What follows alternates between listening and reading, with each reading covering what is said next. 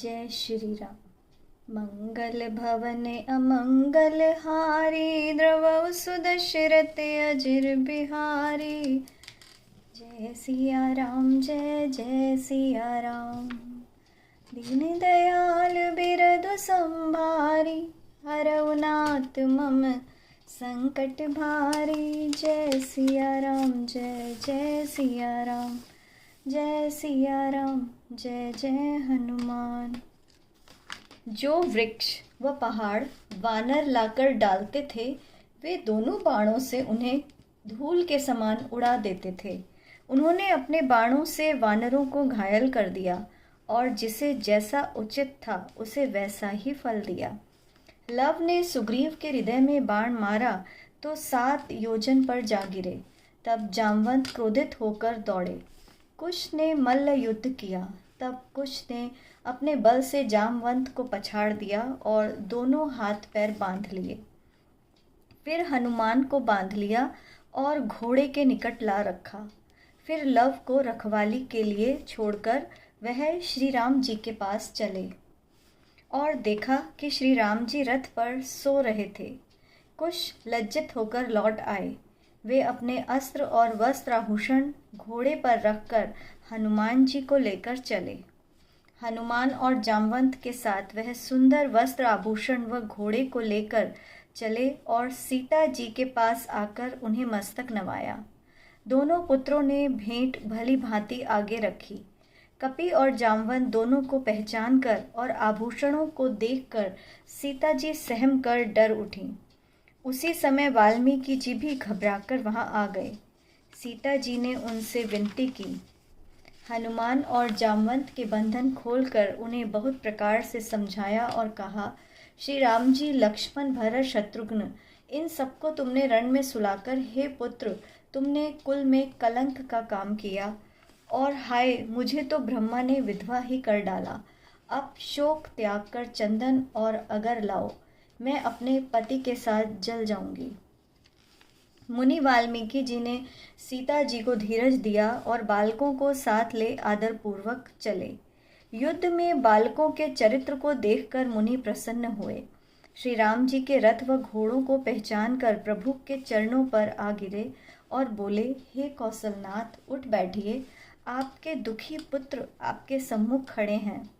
फिर मुनि की कोमल वाणी सुनकर राम जी जागे। उन्होंने हंसकर अपने नेत्र खोले और मुनि को हृदय से लगा लिया। जिस प्रकार लक्ष्मण जी सीता जी को वन में लाए थे, मुनि ने वह सब कथा कह सुनाई। फिर वाल्मीकि जी ने महादेव जी, ब्रह्मा और सूर्य को साक्षी करके लव कुश की सारी कथा वर्णन की। तब श्री राम जी दोनों पुत्रों को हृदय से लगाकर मिले। देवताओं ने अमृत बरसाकर सारी सेना जीवित कर दी। भरत आदि सब भाई भी जाग उठे। लक्ष्मण जी सीता जी के पास पहुँचे। फिर श्री राम जी ने लक्ष्मण जी को बुलाया और कहा, हे तात, तुम मेरी महिमा सुनो। हे भाई, मेरे वचनों को सुनकर तुम सीता जी से जाकर शपथ लो।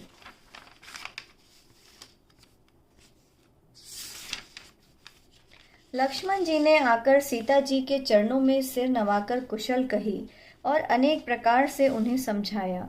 भगवान की इच्छा से सीता जी के मन में भी ऐसा ही ध्यान आ गया। तब शेषनाग जी ने आकर अपने सहस्त्र फन दिखलाए। मणि जड़ित सिंहासन पर अत्यंत आदर पूर्वक सीता जी को बैठाकर शेषनाग पाताल में लुप्त हो गए। वह महिमा किस प्रकार कही जाए। जब सबने लक्ष्मण जी के सब चरित्र देखे तो उनकी आंखों से आंसुओं की धार बह चली। श्री राम जी ने यह सुनकर मन में विचार किया कि सीता जी ने हमारा जाना समझ लिया। पुत्रों सहित प्रभु अयोध्या में आए तथा बुलाए हुए मुनि वृंदों को विदा किया।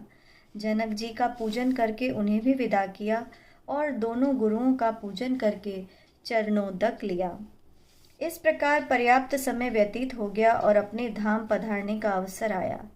जब ब्रह्मा जी ने जाना कि अब अवधि पूर्ण हो गई है, तो नारद मुनि से कहा, श्री रघुनाथ जी अपने धाम आना चाहते हैं। धर्मराज को बुलाकर ब्रह्मा जी ने उनसे विनती की। तब वे श्री राम जी को हृदय में धारण करके चले। यमराज सुंदर, तेजवान और तरुण मुनि का रूप बनाकर अयोध्यापुरी आए। उनकी कमर में सुंदर मृगछाला शोभायमान थी। लक्ष्मण जी ने शीघ्र ही उनके आने का समाचार श्री राम जी से कहा। सुनते ही श्री राम जी द्वार पर आए। मुनि को देखकर श्री राम जी ने प्रणाम किया और अत्यंत आनंद पूर्वक आदर से बैठने को उचित आसन दिया। फिर अधर्य देकर आसन पर बैठाया। तब मुनि ने कहा, हे सर्वज्ञ कृपालु सूर्यकुल के स्वामी, सुनिए, मैं मुनि के वेश में आया हूँ। यहाँ मैं और आप हम दोनों ही रह जावें, सुनते ही तीसरे का नाश हो जाएगा। यदि स्वयं महादेव, ब्रह्मा और हरि भी मेरी बात सुनेंगे तो उनका भी नाश हो जाएगा। इसमें कुछ भी असत्य नहीं है। तब श्री राम जी ने कहा, हे लक्ष्मण सुनो, तुम चलकर द्वार पर बैठो। ना कोई भीतर आए और ना बातचीत करे। इतने पर भी यदि कोई आएगा तो यह निश्चय ही मरेगा, यह अन्यथा नहीं है। फिर वह तपस्वी बोला, हे रघुनाथ जी, रक्षा करो, रक्षा करो।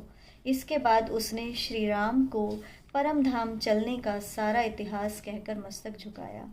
ईश्वर की इच्छा और होनहार बलवान है। उसी समय दुर्वासा मुनि वहां आए। मुनि को देखकर लक्ष्मण जी आगे जाकर मिले और प्रेम पूर्वक उनसे प्रार्थना की। मुनि ने पूछा, श्री राम जी कहाँ हैं? मैं उनके पास जाना चाहता हूँ। यदि तुम आज मुझे प्रत्युत्तर दोगे तो मैं तुम्हारे घर, नगर और राज्य को भस्म कर दूंगा।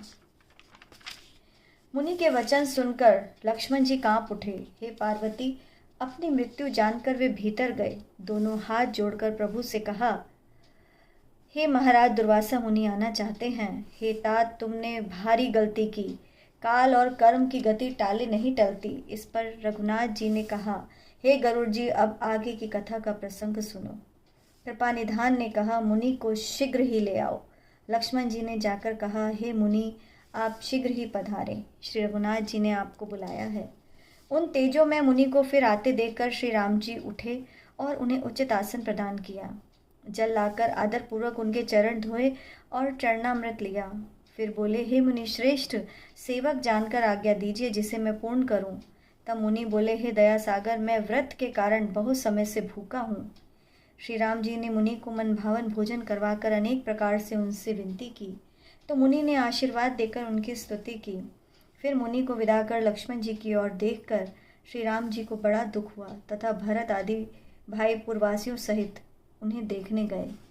सब चरणों की वंदना करके दोनों हाथ जोड़कर खड़े हो गए और भगवान का मुख देखकर भय से कांपने लगे।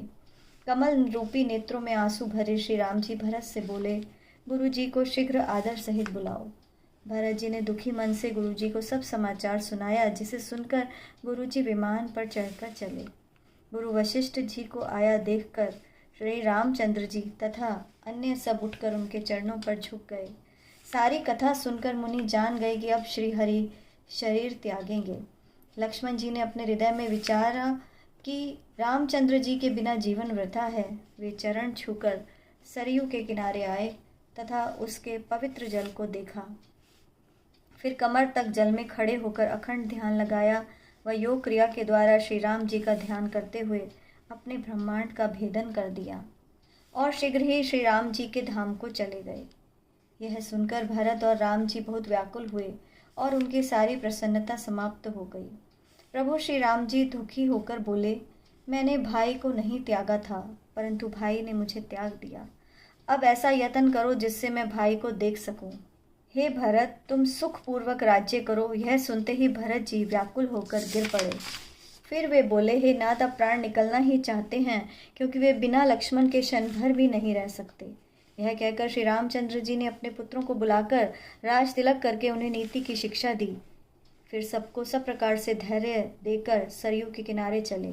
दाहिनी ओर भरत और बाईं ओर शत्रुघ्न जी थे। पीछे नगरवासी व कुटुंबी थे। विमानों पर चढ़कर सब श्री राम जी के धाम को जाने लगे तो इंद्र भी लज्जित हो उठे। आकाश से पुरुषों की वर्षा होने लगी और वेद ध्वनि होने लगी। वेद का उच्चारण करते हुए आनंद पूर्वक श्री राम जी ने हंसकर भरत जी को अपने स्वरूप में मिला लिया। शत्रुघ्न जी जल स्पर्श करके पदम रूप से सुशोभित हुए। वानर आदि प्रभु के सब मित्र अपने अपने लोक को गए। सुग्रीव बार बार भगवान के चरणों की वंदना करके सूर्य लोक को गए। सूर्य कुल भूषण श्री राम जी ने जल में खड़े होकर ब्रह्मा जी को बुलाकर कहा, तुम 1 माह तक सरयू के किनारे निवास करो तथा मेरी नगरी में जो भी जीव आए उन्हें सुंदर विमान में भेज दो, ताकि वे निर्वाण पद पाकर मुझे प्राप्त करें। ऐसा वचन कहकर प्रभु इस भांति अंतर्धान हो गए जैसे बादलों में बिजली लुप्त हो जाती है।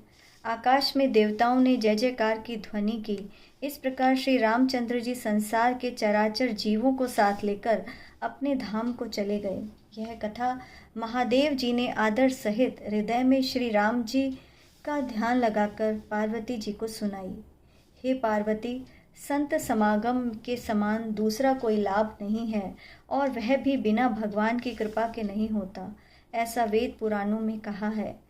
ऐसी श्रेष्ठ भगवत भक्ति जो मुनियों को भी दुर्लभ है, मनुष्य बिना प्रयत्न किए ही प्राप्त कर लेता है। जो इस कथा को प्रेम से विश्वास पूर्वक सुनता है, इस प्रकार संपूर्ण कथा सुनकर वह श्री रघुनाथ जी का हृदय में ध्यान करके और भुषुंडी जी के चरणों में सिर नवाकर गरुड़ जी बैकुंठ को चले गए। इति श्रीमद् रामचरितमानसे सकल कलुष विध्वंसने अष्टमः सोपानः समाप्तः। लव कुश कांड समाप्त। मंगल भवने अमंगल हारी, द्रवहु सुदशरथ अजिर बिहारी। जय सिया राम, जय जय सिया राम। दीन दयाल बिरधु संभारी, हरऊ नाथ मम संकट भारी। जय सिया राम, जय जय सिया राम। जय सिया राम, जय जय हनुमान। आज मेरी रामायण संपूर्ण हो गई। मैं श्री राम जी का बहुत बहुत धन्यवाद करती हूँ, जो मुझे ऐसा मौका मिला, ऐसी उनकी कृपा हुई मुझ पर कि मैंने रामायण को संपूर्ण पढ़ा, उसका अध्ययन किया। आपका बहुत बहुत धन्यवाद। प्रभु जय श्री राम की जय हो।